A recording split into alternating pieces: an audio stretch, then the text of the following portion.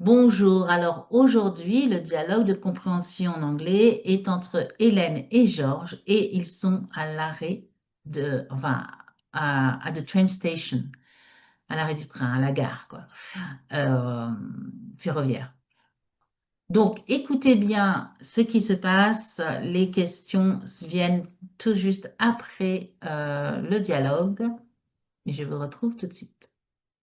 At the train station. Helen and George are sitting on a bench at the station with cups of tea, waiting for their delayed train. George, have you heard the announcement? Our train is delayed. Again? That's the third time this week. Yes, they say it's signal problems, whatever that means. It means we'll be sitting here drinking overpriced tea for the next hour.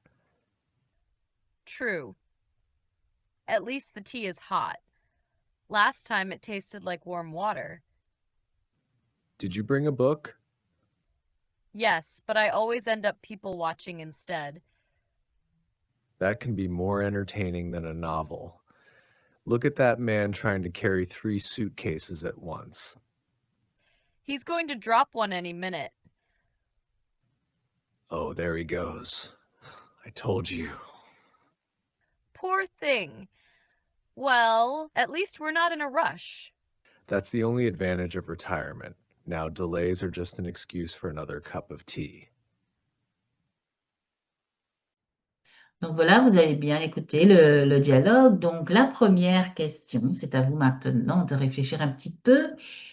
Et la première question est, quelle est la raison donnée pour le retard du train? Quelle est la raison donnée pour le retard du train? D'accord? Réfléchissez bien, écrivez dans les commentaires. Et la deuxième question de compréhension, c'est qu'est-ce que Georges dit être le seul avantage de la retraite? Qu'est-ce que Georges dit être le seul avantage de la retraite? D'accord? Si besoin, réécouter. Et sinon, allez-y, écrivez dans les commentaires sous cette vidéo. Et n'oubliez pas évidemment de liker, de partager si vous avez des amis qui s'entraînent à l'anglais, à l'écoute de l'anglais aussi. Et de liker, je l'ai déjà dit, non? À bientôt. Ciao.